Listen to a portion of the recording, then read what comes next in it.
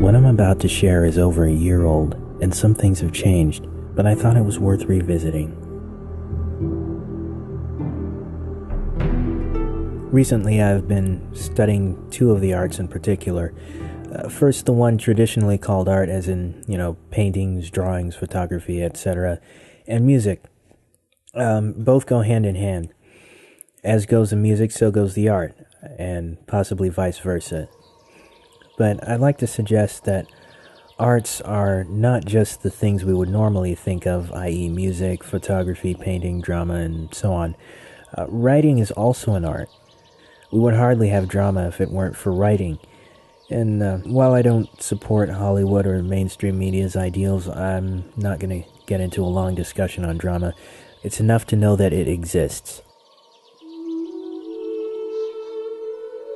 Luke chapter 1, verses 1 through 4 says, "For as much as many have taken in hand to set forth in order a declaration of those things which are most surely believed among us, even as they delivered them unto us, which from the beginning were eyewitnesses and ministers of the word, it seemed good to me also, having had perfect understanding of all things from the very first, to write unto thee in order, most excellent Theophilus, that thou mightest know the certainty of those things wherein thou hast been instructed."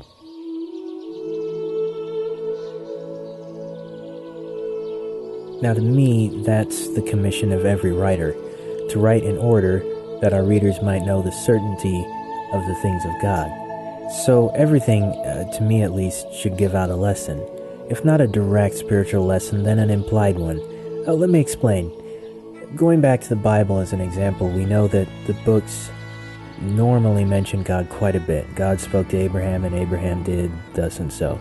Elijah prayed to God, and God made it rain, and so on. This isn't too surprising. After all, it's God's story. But there is one book that almost completely removes all references from God. It's very different, and I'm speaking of the book of Esther. While it mentions prayer and fasting, it does not mention God. At any rate, it doesn't mention him by name, but he is there. Now, of course, what I just said was from a Christian perspective, as is most of what I say. I mentioned one purpose for writing, but there are many more. According to Wikipedia, writing is the representation of a language in a textual medium through the use of a set of signs and symbols known as a writing system. It is distinguished from illustration, such as cave drawing and painting, and non-symbolic preservation of language via non-textual media such as magnetic tape audio. Ugh. That is a long definition. But suffice it to say, writing is a form of communication, different from oral communication, in that one can give and receive messages without using their voice.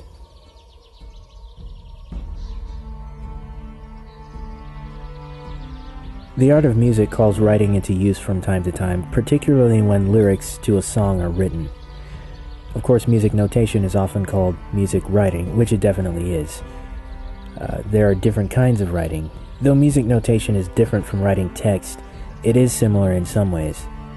It uses symbols to represent musical tones, while writing text uses symbols put together to represent spoken words or sounds.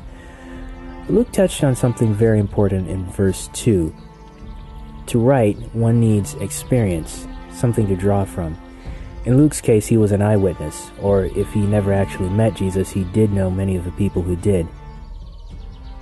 Writing music also requires something to draw from, and some experience with music, hearing it at the very least. But for me, it's hard, even though I write music, to explain what it takes to do so. Perhaps I will be able to explain at some point, but for now, I'll focus on writing. First of all, I hate writing. See, the only thing that keeps me going is knowing how nice it will be when it's done. So, I always love writing. Maybe it's because of the writing that I normally do, but writing, if it is to be done well, requires a lot of thinking and in some cases, not writing for a while so that one can collect their thoughts. Writing requires knowledge of the form, as in phonics, grammar, and such like. But writing a story? Now that takes something special. It would help, as a beginning, to read many stories, such as those found in the Bible and other good books. So the first step to becoming a good writer is becoming a good reader? I like to think so. Reading from well-written books greatly influences one's taste and style of writing. I started writing seriously at the age of 12. The reason for this goes back a couple years to when I listened to the Pilgrim's Progress audio dramas by Jim Pappas and his team at Orion's Gate. I was intrigued by the story of a man leaving all behind for the King of the Hill. We had already read the book, so it was nice to hear it come alive. After that was Christiana, which, for the record, scared me to death. In the first 10 minutes, there were demons standing at the foot of her bed, plotting how to stop her from finishing her journey. In another scene later on, they attacked her, but what really scared me was Giant Grim, as he preferred to be called. His real name was Bloody Man, so I think you can see why he preferred the former name. Anyway, the other giants, Maul and Slaygood, also scared me. In fact, I didn't even listen to the battle with Slaygood at first. Now listening to them nearly a decade later, I laugh at the fact that they scared me. The giants are not scary. In fact, the only thing that made Grim Bloody Man so scary was the music. Another plug for music as a powerful medium. There were missing sound effects, and it wasn't quite as convincing as it could have been. Why do I say this? Well, the Pilgrim's Progress audios were done almost like a stage production as opposed to a movie production. There are enough sound effects to immerse you in the world, but not enough to make it completely seamless. But back to the specific reason I started writing.